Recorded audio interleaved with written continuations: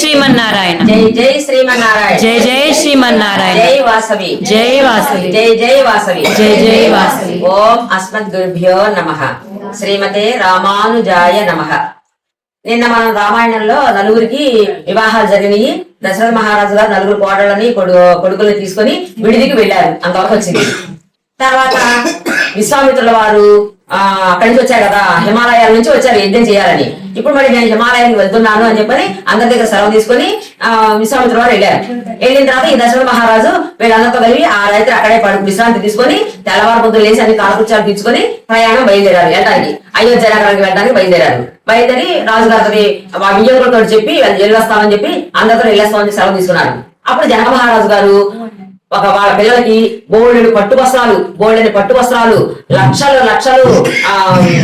లక్షలతోటి కంబళ్ళు మరి లక్షల సంఖ్యలో ఏనుగులకు మంచిగా అలంకారం చేసిన ఏనుగులు, మంచి శ్రేష్టమైన ఏనుగులు 1,00,000 మంచి శ్రేష్టమైన గుర్రాలు, మంచిగా అలంకారం చేసిన గుర్రాలు 1,00,000, బంగారం లక్షల బంగారం, వెండి, వజ్రాలు, వైడూర్యాలు, పగడాలు, ముత్యాలు, రత్నాలు అన్ని లక్షలు ఇచ్చారు కానుకలు వాళ్ళ అమ్మాయికి ఇచ్చి. ఎంతో మంది దాసి జనాల్ని, వాళ్ళ కూతురు అక్కడ దాసీలు కావాలి కదా, దాసి జనాన్ని ఇచ్చారు. ఇంకా ఇవన్నీ తీసుకొని మన జనక మహారాజు గారు వాళ్ళతో పాటు అల్లుడితో కూతురుతో పాటు ఊరు బయట దాకా వెళ్లి వాళ్ళని సాగనింపి పంపించి వెనక్కి తిరిగి వచ్చారు.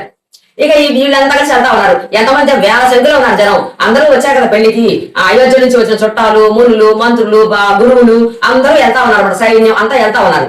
అట్లా కొంతలక వెళ్లేసరికి అక్కడ వీళ్ళకి దుశ్శకునాలు కనపడ్డాయి. దుశ్శకునాలు అంటే పక్షి కోతలు మంచిగా ఉంటారు కదా, అలాంటి పక్షుల కోతలు నిలబడ్డాయి. క్రూర జంతువులు ప్రదర్శనపూర్వకంగా తిరుగుతున్నాయంట. అప్పుడు దశరథ మహారాజుకు భయం వేసింది. ఏంటి ఇలా అపశకునాలు కనపడుతున్నాయి అని చెప్పని వశిష్ఠుల వారితో అడిగారు. మునివర్య, ఏంటి ఈ పక్షుల కోతలకు అర్థం ఏంటి? ఈ క్రూర జంతువులు తిరుగుతున్నాయి కదా ప్రదర్శనంగా, దీనికి అర్థం ఏంటి అని అడిగారు వశిష్ఠుల వారిని. అప్పుడు వశిష్ఠుల వారు చెప్తారు, రాజా, ఆ క్రూర జంతువుల శబ్దం ఏంటంటే ఇప్పుడు ఏదో విపత్తు రాబోతుంది అని అర్థం. ఆ జంతువుల కోతకి ఈ జంతువులు ప్రదర్శనపూర్వకంగా తిరుగుతున్నాయి ఏంటంటే ఆ విపత్తు వచ్చినా కూడా మీకేమీ కాదు అని అర్థం అని దానికి అర్థం చెప్పారు.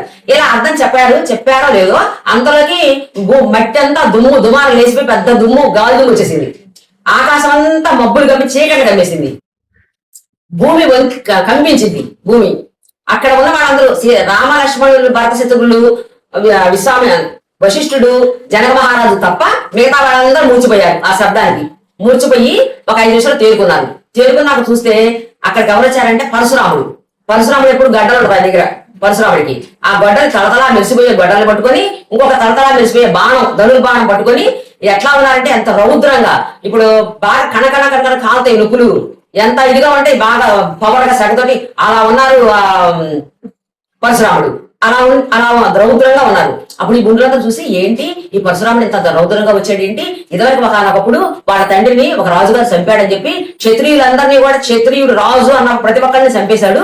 మరి తర్వాత శాంతించాడు. మళ్ళీ ఇప్పుడు ఎందుకు వచ్చాడు, మళ్ళీ ఇట్లా ఇంత రౌద్రంగా వచ్చాడు ఏంటి అని చెప్పి మీరందరూ ఒకరికొకరు గుసగుసలు ఆడుకొని ఆ పరశురామ శాంతించాడని చెప్పని ఆయనకి పూజలు చేస్తూ దండం పెడుతూ ఉంటారు. ఆ పూజలన్నీ అందుకుంటూనే ఇటు రాముడికి వెళ్ళి చూసి, ఓ రామా, నువ్వు దశరథ పుత్రుడివా, నువ్వు అంత బలార్జుడివా, శివధనుసు భంగం చేశావంట కదా, తాటకని వధించావంట కదా, నీ కథలన్నీ వింటూనే ఉన్నా నేను, ఏంటి సంగతి, అంత బలం ఉందా నీకు అని అంటున్నారు. ఇక దశరథ మహారాజు గారికి తెలుసు ఈ పరశురాముడు ఎట్లాంటి వాడు అనేది. దశరథ మహారాజు తెలిసి ఆయన భయంతో దగ్గరికి వచ్చి, మీరు బ్రాహ్మలండి, ఇంత కోపం తెచ్చుకోకూడదు, మీరు యజ్ఞాలు యాగాలు చేయాలి తప్ప ఇలా మనుషులు ఇచ్చేయకూడదు, మీరు శాంతించండి, మా పిల్లలు మాత్రం మా రాముని మీరు హతమారిస్తే గనక ఎంత వేల మంది జనం కూడా హతమారతారు, ఎవరు కూడా సుఖంగా ఉండరు, ఎవరు తిరిగి అయోధ్యకు వెళ్ళరు, కాబట్టి మీరు శాంతించండి అని చెప్పి ఈయన బతిలాడుతూ ఉంటారు. ఆయన రాముడితో చెప్తున్నారు పరశురాముడు ఏమని, రామాసును శివధనుసును విరిచావు, కానీ నా దగ్గర విష్ణు ధనుసు ఉన్నది. ఇప్పుడు మరి దేవతల యొక్క శిల్పి విశ్వకర్మ, ఆ విశ్వకర్మ తన శక్తిని అంతా తనకున్న తెలివితేటలన్నీ ఉపయోగించి 2 ధనుసులు తయారు చేశాడు. ఒకటి శివుడి ధనుసు ఇచ్చాడు, ఒకటి విష్ణువుకి ధనుసు ఇచ్చాడు. ఈ 2 శివుడి దగ్గర, ఒకటి విష్ణువు దగ్గర ఉండే ధనుసులు. ఈ 2 అన్ని ధనుసుల్లో కల్లా శ్రేష్టమైన ధనుసులు. అయితే ఒకసారి దేవతలందరికీ కూడా శివుడు గొప్ప విష్ణువు గొప్ప అని అనుమానం వచ్చిందట. అనుమానం వచ్చి బ్రహ్మదేవుడు అడుగుదామని బ్రహ్మదేవుడి దగ్గరికి వెళ్ళారు. వెళ్ళి బ్రహ్మదేవుడిని అడిగారు, శివుడు విష్ణువులలో ఎవరు గొప్ప అని చెప్పని. అయితే సరే మనం కూడా పరీక్ష పెట్టి తెలుసుకుందాం, ఎవరు గొప్ప అనేది తెలుసుకుందాం అని చెప్పని వాళ్ళిద్దరికి పొలాలు పెట్టి తగాదాలు పెట్టారు. ఇద్దరికి పౌరుషం వచ్చి ఇద్దరు పోట్లాడుకున్నారు, శివుడు విష్ణువు. ఆ పోట్లాట్లలో ఇక మరి ఇద్దరు సమానలే కదా, యోధులు కదా ఇద్దరు. ఆ పోట్లాటికి అసలు మొత్తం రాజులు అందరూ కూడా, దేవతలు అందరూ కూడా ఉనికిపోతా ఉన్నారు. అప్పుడు దేవతలందరూ వచ్చి వీళ్ళ శాంతింప చేద్దామని చెప్పి మళ్ళీ వచ్చి వీళ్ళిద్దరిని శాంతింప చేస్తా ఉంటారు. అప్పుడు విష్ణువు ఒక హూంకారం చేస్తే ఆ శివధనుసు ఇట్లా వణికిందట. అప్పుడు 3 కళ్ళున్న శివుడే ఆశ్చర్యపోయాడంట, నా ధనుసు వణుకుతుందని చెప్పని ఆశ్చర్యపడట. అలా అప్పుడు దేవతలందరూ వచ్చి యుద్ధాన్ని ఆపుచేశారు. వీళ్ళదని శాంతిపరిచి వీళ్ళదని స్తోత్రాలు చేసి ఆపు చేశారు. దాన్ని ఆపు చేసిన తర్వాత ఎవరు గొప్ప తెలిసింది? విష్ణువే గొప్పని తెలిసింది. మరి విష్ణువు ఒక హోంకారంతో ఆ ధనుసు గడగ ఉడిపోయింది కదా, శివధనుసు. అలాంటి ధనుసుని నువ్వు విరిచావు, నా దగ్గర ఉన్నది అంతకన్నా గొప్ప ధనుసు. ఈ ధనుసుని బాణం ఎక్కువ పెట్టి వెయ్యి చూస్తాను, అట్లా వేసావంటే నేను నీకు దొంగ యుద్ధం చేస్తాను నీతోటి అని చెప్తారు. చెప్పి అప్పుడు ఆ యుద్ధం జరిగిన తర్వాత శివుడేమో ఆ ధనుసుని దేవతలకు ఇచ్చాడు. దేవతల దగ్గర నుంచి నిమి చక్రవర్తి కొడుకు దేవరాజునికి ఇచ్చాడని చెప్పుకున్నాం కదా మనం. జనక మహారాజు వంశంలోకి వచ్చింది. నిమి చక్రవర్తి కొడుకు దేవరాజుడు అనే అతనికి ఆ శివధనుసు దేవతలు ఇచ్చారు యజ్ఞప్రసాదంగా. అప్పటి నుంచి అక్కడ ఉన్నది వాళ్ళ ధనుసు. నా ధనుసు ఏంటి? భార్గవుడు అనే అతనికి ఇచ్చాడు విష్ణువు. ఆ భార్గవుడి దగ్గర నుంచి మా వరుసగా మా వెలవెలుపుగా మాకు వస్తా ఉంది. మా తండ్రి గారికి వచ్చింది. వాళ్ళ తండ్రి జమదగ్ని, మా తండ్రి గారికి వచ్చింది. ఆ ధనుసు మా తరతరాలుగా ఇట్లా వస్తా ఉంది. వాళ్ళకి ఆ వంశంలో శివధనుసు ఎట్లా వస్తుందో వీళ్ళ వంశంలో విష్ణు ధనుసు అట్లా వస్తా ఉంది అనమాట. అప్పుడు నా దగ్గరికి వచ్చింది.